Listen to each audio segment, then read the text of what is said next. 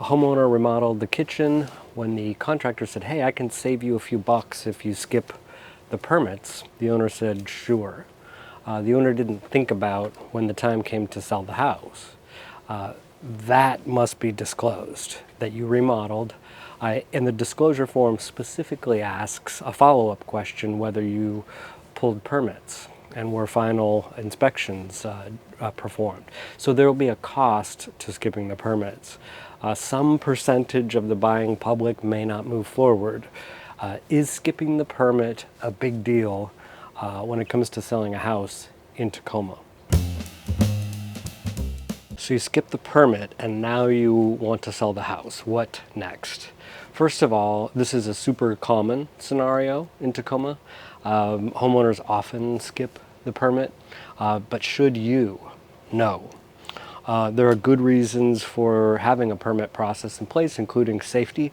But here's another question. Do buyers walk away from a house because you disclosed unpermitted work?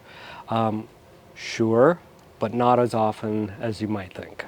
Speaking from experience on the buyer's side of the transaction, most buyers, especially those who've just fallen in love with a house and the idea of living in it, don't make this their hill to die on. Sure, some buyers are more risk averse or detail oriented, and if something raises a red flag for them, they may second guess their decision. That happens, but more often than not, they push forward. In most cases, the bigger conversation is not were permits pulled, it's how does the house look, feel, and function? Is it clean, solid, well maintained? Is the layout sensible? Does the work look professional? What probably matters most is what the inspector says. Inspectors are the real deal breakers. If an inspector flags something major, electrical done incorrectly, structural issues, plumbing that doesn't meet code, that's when the buyer's mood shifts. And it's not necessarily because the work was unpermitted, it's because it was done poorly or exposes safety issues. Also, this is a point in the transaction where the buyers are taking stock of the decision that they just made to make this offer, and they're more inclined to talk themselves out of the house and walk away. In other words, unpermitted work in and of itself doesn't always spook buyers, but shoddy work does. If you are a homeowner and you're considering selling and you did a remodel without a permit, don't panic. You have options.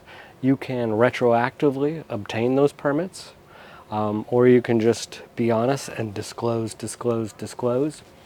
If you're worried about how it might land, consider getting a pre-inspection to show buyers that everything is sound.